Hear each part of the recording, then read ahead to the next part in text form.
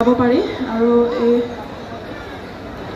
যেতিয়া জাত লগাই গোৱা হয় এফাকি বিহু নাম সেইটোৱে জাত নাম হয় হৈছে আসলে জাত নাম দুটা নামৰ সমষ্টি এটা নাম দোহাৰি থাকে আৰু সেই নাম থাকে লগত আন এফাকি নাম সংযোগ কৰি গাই থাকে যিফাকি মূল নাম সেই নাম থাকি কি বুলি কোৱা হয় জাত আৰু আন ফাকি হ'ল সহযোগী নাম দুই ফাকি একেলগে লগালে জাত নাম হয় এতিয়া এফাকি উদাহৰণ দিব পাৰিব জাত নাম এফাকি গাই শুনালে ভাল পাম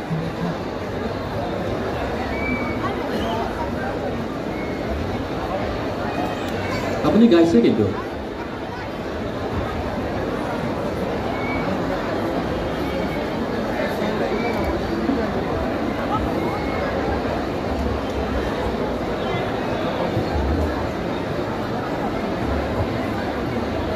স্যাৰ এটি মোৰ মনলৈ আহিছে হয় বকুল ভৰা ধানৰ শব্দকেইটা কৈ দিয়ক প্ৰথমতে জাতটো কি হ'ব কৈ দিয়ক বকুল বৰা ধানৰ অ জ্যোতি মালতী হয় চিৰা খুন্দিছিলোঁ অ জ্যোতি মালতী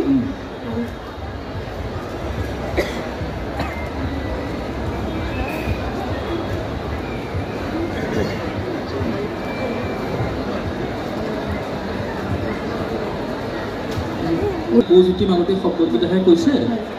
বকুল বৰা ধানৰটো মূল নাম ছাৰ আৰু অ জ্যোতি মালতীখিনি জাত হ'ব মূল নামটোৰ লগত অ জ্যোতি মালতী ছাৰ মোৰ ভুল হৈছে বকুল বৰা ধানৰখিনি জাত হ'ব আৰু মূলখিনি অ জ্যোতি মালতী দোহাৰি কোনটো থাকিব আপুনি তাতে নামশাৰীত অ জ্যোতি মালতীহে দোহাৰি থাকিব সেইটোহে হ'ব জাত এতিয়া অ বনৰ বগৰী হবা জানো লগৰী দিবা জানো মৰমৰ মাত এইটো হ'ল জাত এটা আমি এফাকি বিহু নাম যে লগাই গাম দুয়োটা মিলি জাত নাম হ'ব এতিয়া নাম থাকি আপুনি যিকোনো লগাব পাৰে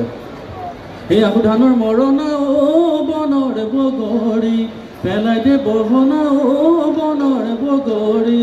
জোকাৰি পেলাই দে খেৰেহে বনৰ বগৰী হবা জানো লগৰী দিবা জানো মৰমৰ মাত নামখিনি আধা গালো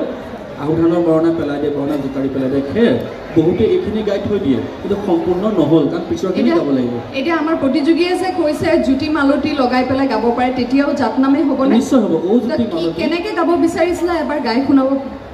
বিচাৰিবা নেকি নে তুমি গাই শুনোৱা সেইটোকে বিচাৰিছে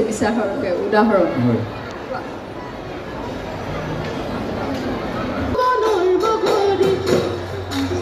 মাজৰখিনি অকণমান পাহৰি গৈছে হ'ব ঠিক আছে জনাইছোঁ ধন্যবাদ